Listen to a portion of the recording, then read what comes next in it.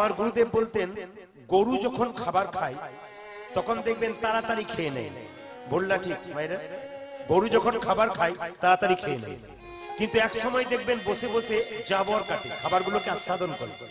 এই জন্য কৃষ্ণ কথা হরি কথা শুনবেন, তাড়াতাড়ি শুনে নেবেন, বাড়িতে গিয়ে নির্জনে বসে মাঝে মাঝে কথাগুলো ভাববেন।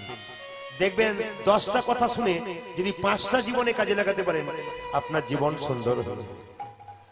মানব জীবন মানে এই নয় যে খেলাম পড়লাম ঘুমালাম, টিভি দেখলাম, সিরিয়াল দেখলাম, লোকের নিন্দা চর্চা করলাম, কে কাকে কত ঠকাতে পারে এই কথাটা শুনলাম, রাজনীতির কথা শুনলাম, কিন্তু ধর্মনীতির কথা শুনলাম না। এই মানব জীবন নয়। প্রথমে চিন্তা করতে হবে আপনাদেরকে যে আমরা ভগবানের নাম কেন করব। হরে কৃষ্ণ। একটা বাচ্চা যখন জন্ম নেয় মায়েরা বিচার করে বলবেন বাচ্চা খাবে কি একথা কে ভেবেছে? বাচ্চা জন্ম নিল, মুখে একটু মধু দিয়ে দিল। এ তো অনেকেই জানে যে মধু দিলে বাচ্চা মিষ্টি মিষ্টি কথা বলে, ওই জন্য নয়। আসলে দেখবেন বাচ্চা জন্ম নেবার পর খুব কান্নাকাটি করে, বাচ্চা মায়ের দুধ ধরতে পারে না, এই জন্য বাচ্চার মুখে একটু মধু দেওয়া হয়। কেন বলুন তো? বাচ্চা যাতে কান্নাটা বন্ধ হয়ে যায়। কিন্তু বাচ্চাটা কি খেলে পেট ভরবে এ কথা আপনারা ভেবেছেন? হরলিক্স দেওয়া যায়? 2-4 জন বলছে জন্ম নিয়ে হরলিক্স দেওয়া যায়? এই দিকে তাকাবেন, বাচ্চা যখন জন্ম নিল, জন্ম নেওয়ার পর কি খাবে ওটা তিনি ভেবেছেন। মায়ের স্তনদুগ্ধে এমন মধুভাণ্ড দিয়েছে যা পৃথিবীর আর কোথাও পাওয়া যায় না। মায়ের দুধটা খুব গরম নয় যাতে বাচ্চা জিভ পুড়ে যাবে, মায়ের দুধটা খুব ঠান্ডা নয় যাতে বাচ্চার সর্দি লেগে যাবে। আবার মায়ের দুধটা খুব ওই টক নয় যাতে বাচ্চার অম্ল হয়ে যাবে। আবার মায়ের দুধটা খুব মিষ্টিও নয় যাতে বাচ্চার সুগার হবে। তিনি গাছের মধ্যে দিলেন ফল, নদীর মধ্যে দিলেন জল, এ কথা আমরা ভাবলাম। যদি এই ভাবনা চিন্তা আপনাদের মনে ঢুকে থাকে তিনি আমাদের জন্য কি করলেন, তার জন্য আমার কি করা উচিত, এই ভাবনা যারা ভাবে তারা হলো মানব। আর এই ভাবনা যারা ভাবে না তারা হলো দানব।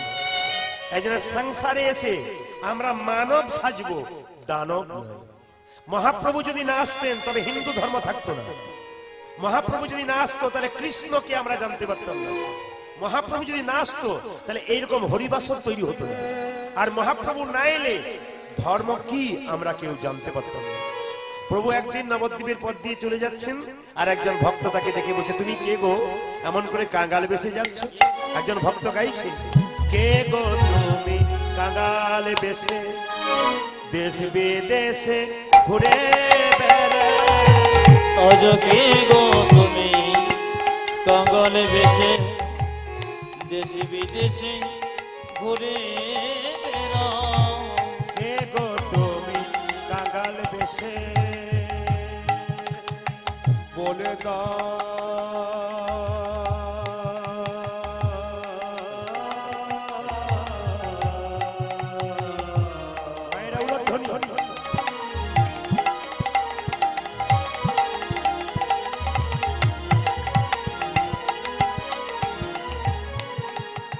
কে গো তুমি তুমি তুমি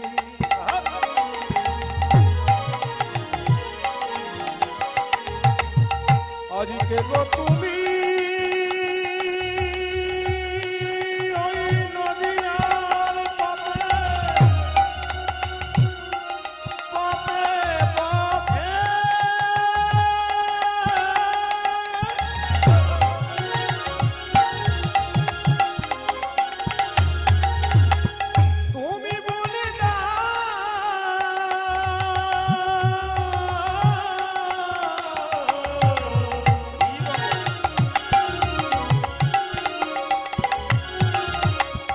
আজকে গো তুমি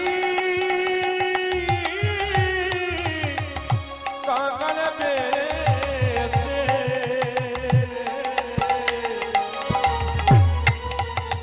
তুমি বলে দাও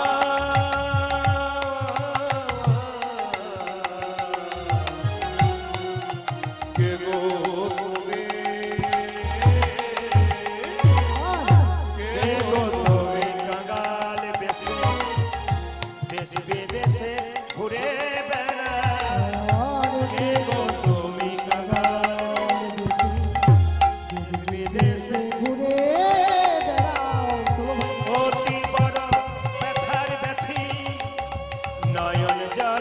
বুক ভাষা হরি অতি বড়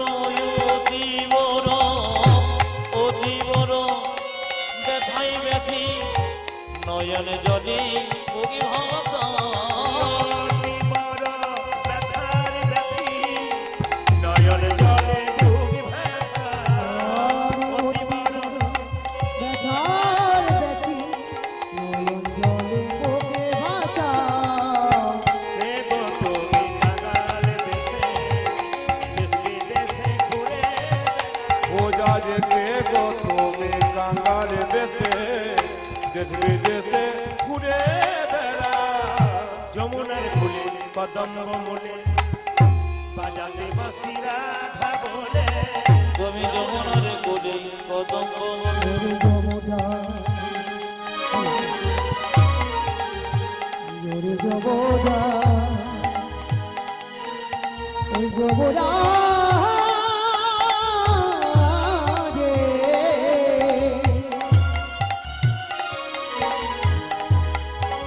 যমুনা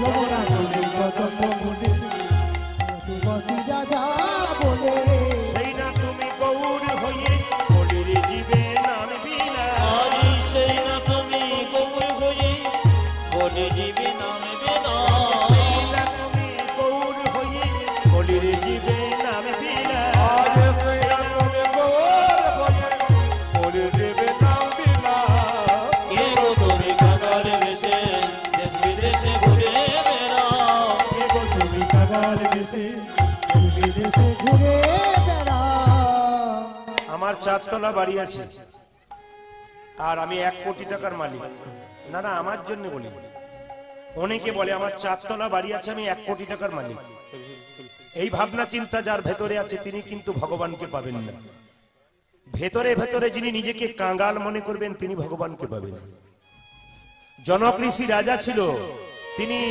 সোনারপুরীতে বাস করতেন কিন্তু মনটাকে কাঙ্গাল করে রাখতেন যে বাড়িতে জনক ঋষি থাকতো মায়েরা জনক রাজা গোটা বাড়িটা সোনা দিয়ে মোড়া কিন্তু সোনার ভেতরে বসে মনটাকে সে ভগবান সোনার চরণে রেখেছে এই জন্য আপনার গাড়ি থাকবে বাড়ি থাকবে সব থাকবে মন কিন্তু গোবিন্দ চরণে থাকবে এ আপনি গ্যারান্টি দিতে পারবেন যে কীর্তন শুনতে এসছেন এখনই বাড়ি যাবেন এ আপনি গ্যারান্টি দেবেন যে রাত্রিবেলায় শুলে সকালবেলায় চোখ মুজবেন এই চোখ খুলবেন এ আপনি গ্যারান্টি দেবেন ট্রেন আসবার সময় সিগন্যাল দেয় আমরা জানতে পারি ট্রেন আসে মৃত্যু আসবার সময় কোনো সিগন্যাল দেয় না যে কোনো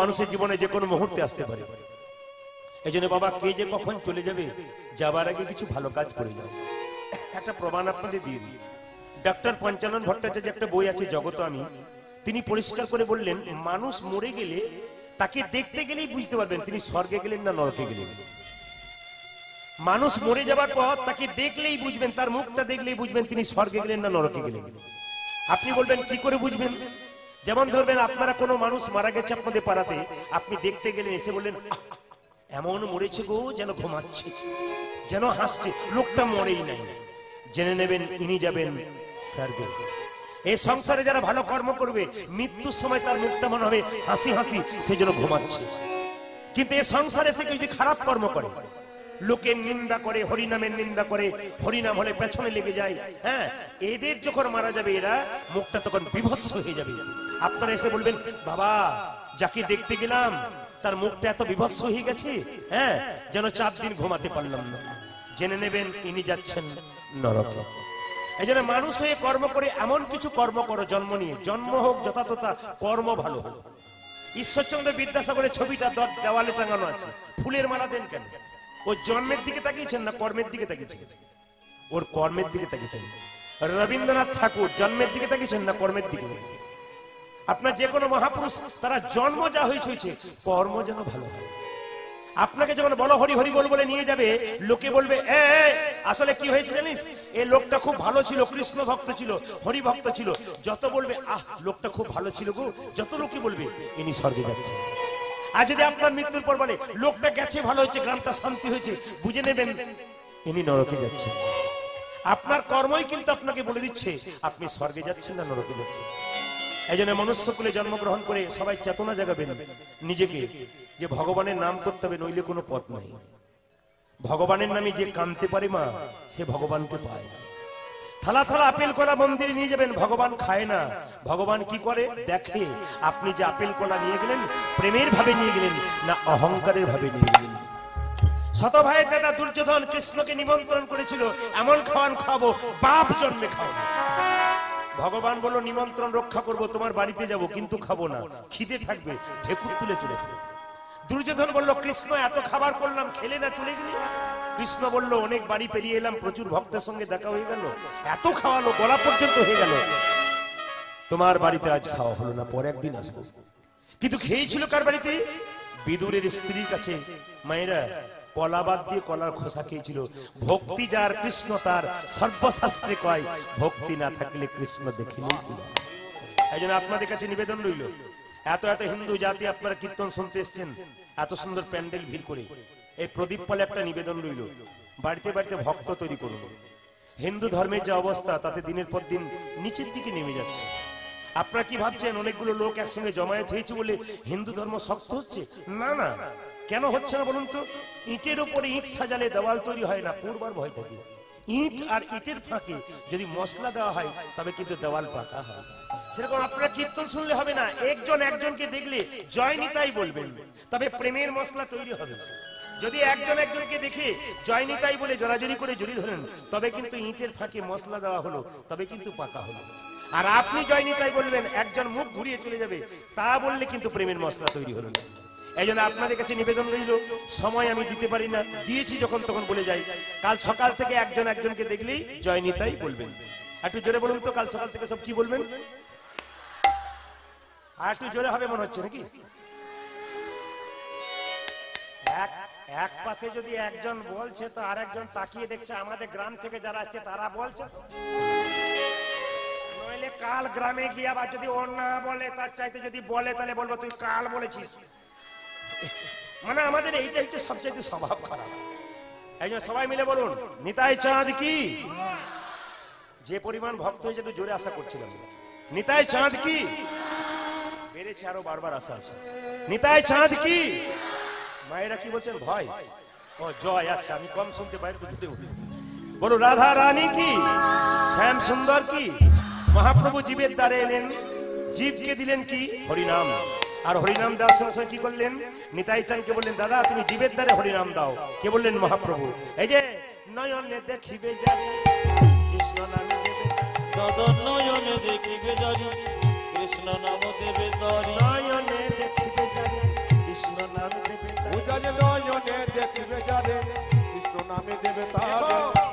দেখো দেখো যেন জাতির বিচার করো না, যেন জাতির বিচার করো না দাদা, জাতির বিচার করো না দাদা। যেন জাতির বিচার করো না দাদা। যারে দেখিবে নাম দেবে জাতির বিচার করো না। ও তুমি যারে দেখিবে নামে দেবে জাতির বিচার করো না দাদা। যারে দেখিবে নাম দেবে জাতির বিচার করো না দাদা। তুমি জানি দেখিবে নামে দেবে জাতির বিচার করো না দাদা। এখন এখানে যাত্রা বা নাটক হলে দেখতেন যিনি কীর্তন যাত্রা করাবেন তাকে মাঝখানে বাঁশের বেড়া দিতে হবে।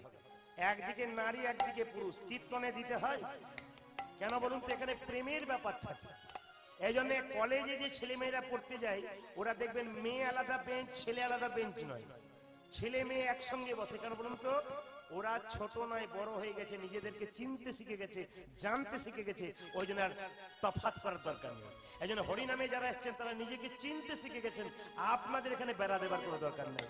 দাদা জাতির বিচার করো না, যেন জাতির বিচার করো না দাদা। জাতির বিচার করো না, উজানে জাতির বিচার করো না দাদা। যারে দেখবে নামে দেবে জাতির বিচার করো না। তুমি যারে দেখবে নামে দেবে জাতির বিচার করো না ওই যে যারে দেখবে নামে দেবে জাতির বিচার করো না। দাদা জানি দেখিবে নামে দেবে জাতির বিচার করো না দাদা। আচ্ছা, যদি হরিনাম কেউ না নেয় তখন কি করব? বলছে দাদা হরিনাম যদি কেউ না নেয় কি করবে জানো? প্রথমে ধরিবে হাতে, যদি না চাই নাম।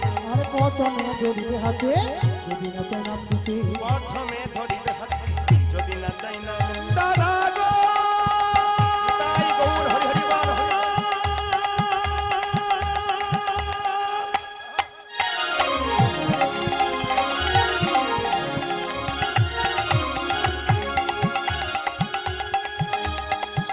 দামা দামা মাপা মাগা মাগা রে গারে সাথা আর প্রথমে ধরবে হাতে যদি রাজা নাম নিতে হাতে ধরে বলবে হরি, হাতে ধরে বলবে হরি, হাতে ধরে বলবে হরি, বলে হাতে ধরে বলবে বলে বলাবে হরি বলবে হরি, হাতে ধরে বলবে হরি। তুমি বলবে হরি বলবে হরি, হাতে ধরে বলবে ওই হরি। যে বলাবে হরি বলবে হরি, হাতে ধরে বলবে ও তুমি বলবে গরি বলবে গরি হাতে ধরে বলবে গরি হাতে ধরার পর যদি কেউ হরি নাম না নেয় শেষ উপায় কি?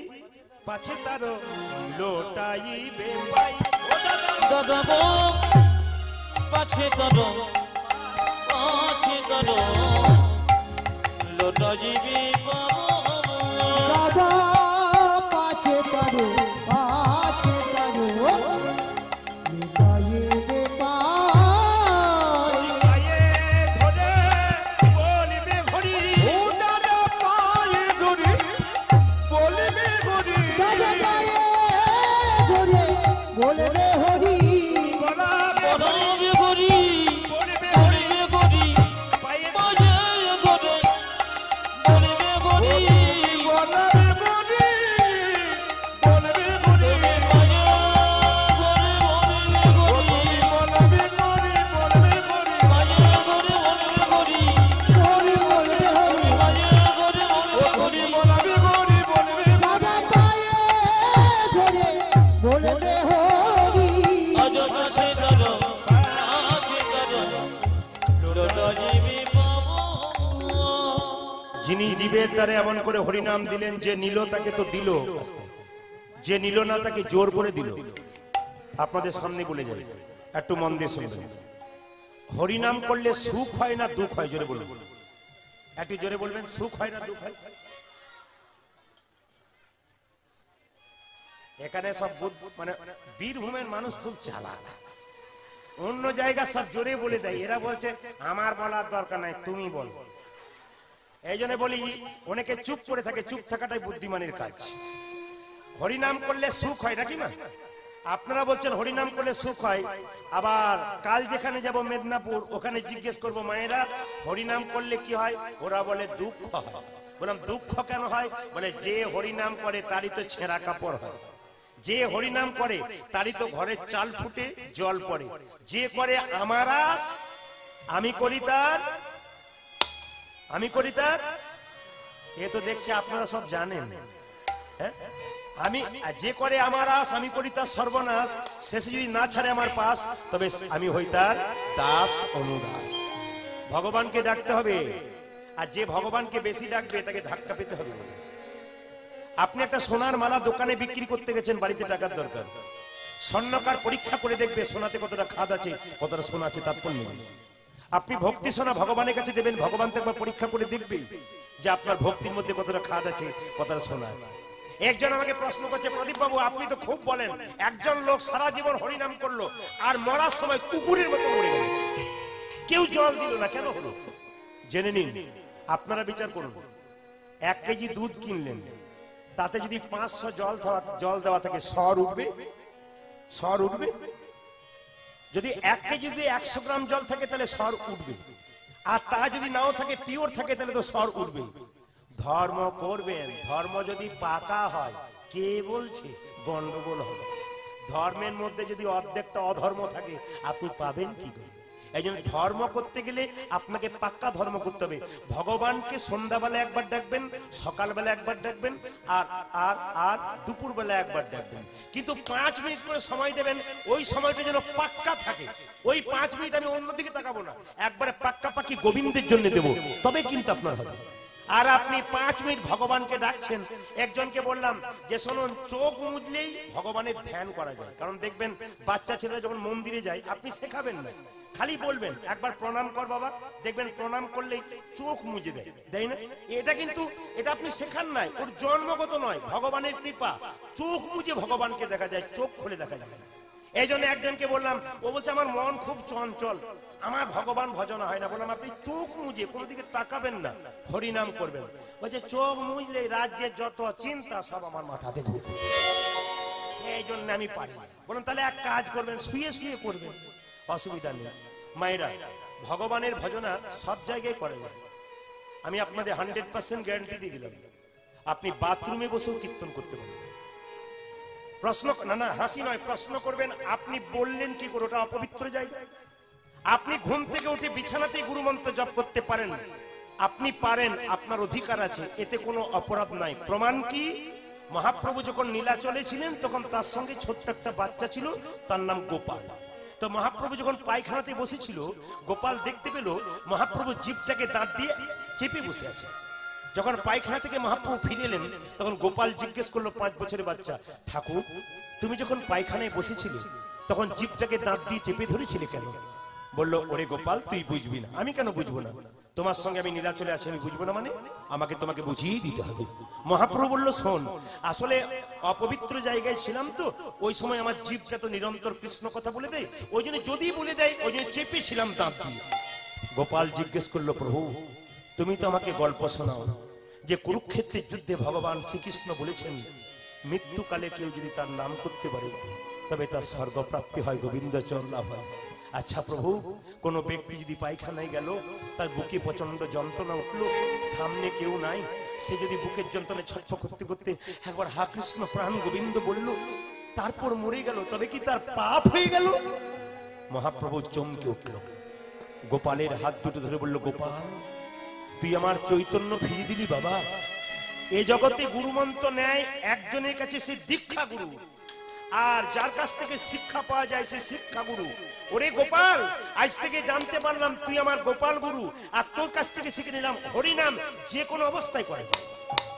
এ মহাপ্রভু শিখিয়ে দিয়ে গেছেন, এ কারো বাণী নয়, এ মহাপ্রভুর কথা। এই জন্য আপনাদের কাছে নিবেদন রইল, ঘুম থেকে উঠে আপনার সময় নাই, বিছানাতেই গুরুমন্ত্র করলেন। এই দিকে তাকাবেন, চোখ মুজে চোখটাকে 3 বার এরকম করলেন, দেওয়ালে কৃষ্ণের ছবি রাখবেন, কৃষ্ণকে দর্শন করলেন, দর্শন করার পর গুরুমন্ত্র ভজনা করলেন। তারপরে কি করলেন? করাগ্গে বসতে লক্ষ্মী, করমূলে তু সরস্বতী, করমধ্যে গোবিন্দম, প্রভাতে কর দর্শনম। এই হাতটাকে দেখবেন, কেন দেখবেন? করাগ্গে বসতে লক্ষ্মী, এখানে কে থাকে? মা লক্ষ্মী। করমূলে তু সরস্বতী, এখানে মা সরস্বতী। এখানে করমধ্যে গোবিন্দম, শাস্ত্র বলছে এখানে থাকে ভগবান কৃষ্ণ। সকালবেলায় ঘুম থেকে উঠে কেউ কর দর্শন করলে তার কৃষ্ণ দর্শন হয়। শুনে রাখুন, আচমন করার সময় জলটা আমরা এখানে নিই, কেন নিই?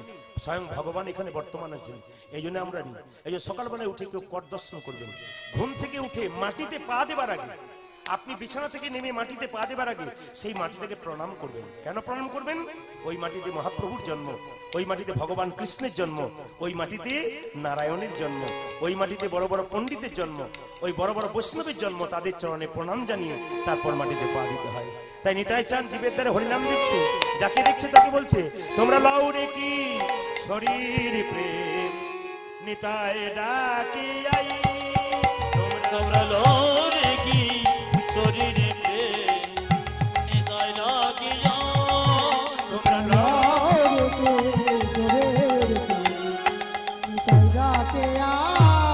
ওরে নিতাই ডাকি আই, আই প্রাণ গৌরী ডাকি আই।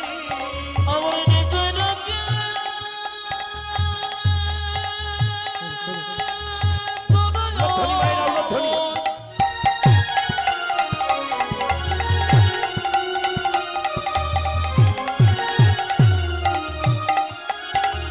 আয় তোরা কি কিনা মিনিবি কি জিরো